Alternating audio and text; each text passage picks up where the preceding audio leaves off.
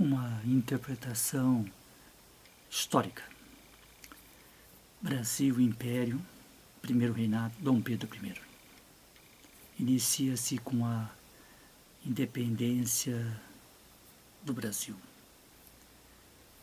A primeira questão que se coloca para a elite agrária, elite política, os grandes fazendeiros, proprietários de terras, os imensos latifúndios e proprietários da mão de obra, dos negros escravizados, essa elite tem em mãos, feita a independência, uma questão a resolver: como organizar o Estado.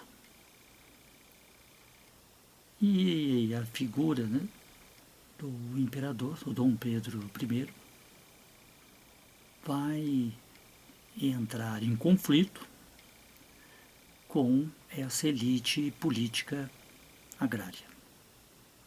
A opção desses ricos fazendeiros em colocar o príncipe regente Pedro na frente do processo, como sendo proclamador da independência, tinha claramente o objetivo de fazer uma independência sem participação popular, apenas um acordo entre esses fazendeiros e os interesses dos capitalistas ingleses para retirar Portugal, a burguesia lusitana, os comerciantes portugueses, de parasitas intermediários, que a negociação fosse direta entre os fazendeiros e os capitalistas ingleses. Na essência, o projeto político dessa elite agrária é apenas isso, tanto que inicialmente aceitavam até a possibilidade do Brasil continuar Reino Unido a Portugal. Foi a intransigência dos comerciantes portugueses que queriam recolonizar o Brasil, fechar os portos, voltar ao seu monopólio, um passo atrás na história. Essa intransigência dos comerciantes portugueses é que acaba praticamente empurrando essa elite para a difícil decisão de separar-se de Portugal e proclamar a independência. Independência é uma palavra que lembra liberdade, é muito perigosa essa palavra para quem é dono de escravo. Então, uma opção do jogo político foi colocar o príncipe regente, filho do João VI, rei de Portugal, que ficou no Brasil quando Dom João VI retorna para Portugal, em função da Revolução do Porto, que é uma pressão da burguesia mercantil de Portugal, para que Dom João VI volte a Portugal e o Brasil seja rebaixado à colônia, com os portos fechados. É uma exigência. Fica aqui o seu filho, herdeiro do trono, Pedro. E o processo da independência coloca-o na frente desse processo uma garantia da elite agrária de ter uma independência pelo alto, por cima, sob o controle dele.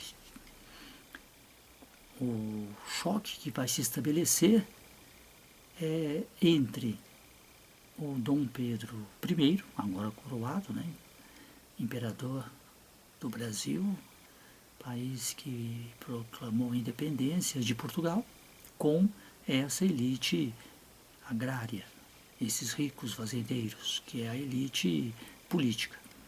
Esse choque surge na primeira tarefa, que cabe a ambos, que é organizar o Estado, e essa organização significa Constituição.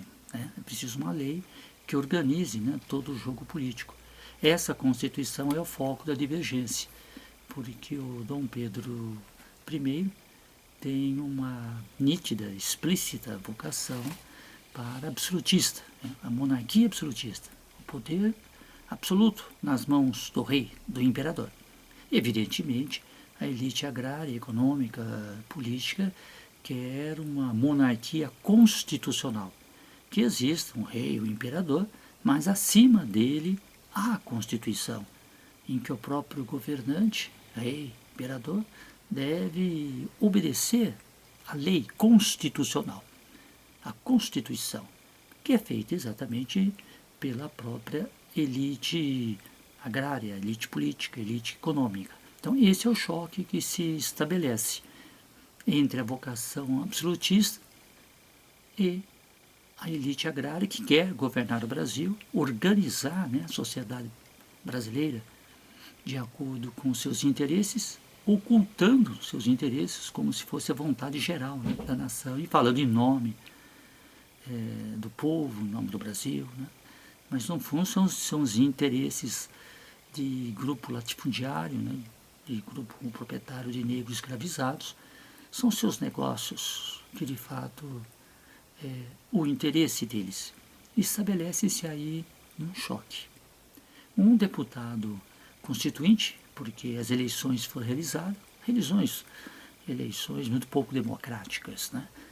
Só homem a partir de uma certa idade que pode votar, é uma eleição censitária, né? Baseado na renda para ser votante, ser votado, tem que possuir uma determinada renda, né? É um processo onde a elite tem controle e hegemonia, né? A Constituinte é instalada, são 100 deputados constituintes, com a tarefa de elaborar a primeira Constituição do Brasil. E é aí que surge o conflito entre a vontade absolutista do Dom Pedro I, que deseja a monarquia absolutista, que dê poder absoluto para ele, e os fazendeiros que querem uma monarquia constitucional. Esse choque fica explícito quando um deputado constituinte, Antônio Carlos Andrade e Silva, que correspondia à vontade da maioria dos constituintes, propõe 2 projetos que irão irritar, né, profundamente o Dom Pedro I, porque limitaria, né, o seu poder. O primeiro projeto que ele apresenta é o imperador é proibido de ser rei de 2 reinos, porque o Dom Pedro é primeiro no Brasil, mas ele é também, ao mesmo tempo, herdeiro do trono de Portugal. Morre seu pai, Dom João VI, e ele assumiria o trono de Portugal como Pedro IV. Então isso é exatamente para impedir, né, que volte a ser 2 reinos, Brasil e Portugal, com um só rei. O segundo projeto, apresentado pelo deputado constituinte Antônio Carlos Andrade Silva, que corresponde à vontade da maioria dos constituintes, esse era totalmente indesejável ao Dom Pedro I, levou à fúria. Porque esse projeto, ele proibia o imperador de dissolver o parlamento. Ou seja, o parlamento aprova as leis e o imperador executa, né, a lei. Isso deixou profundamente irritado Dom Pedro I, porque ficou claro ali que caminhava a Constituinte para uma monarquia constitucional, né, a soberania da Constituição, feito pela elite política, e que ele, o imperador, o Dom Pedro I, teria que subordinar-se à Constituição. E isso levou um tamanho grau de tensão que o Dom Pedro I, utilizando, né, das tropas imperiais, da força, ele irá cercar, né, o local em que os deputados constituintes estavam reunidos e determinar de forma brutal e violenta, determinar o fim da Assembleia Constituinte. Isso passou para a história como a Noite da Agonia, porque o fato ocorre já no final de tarde, os deputados constituintes ficaram a noite toda conversando, discutindo o que fazer, né? E não teve outra coisa a não ser se render, e a primeira Constituição no Brasil foi outorgada, ou seja, imposta, não foi democraticamente proclamada. A primeira Constituição do Brasil, 1824, é a vitória do absolutismo de Dom Pedro I. Mas durou pouco.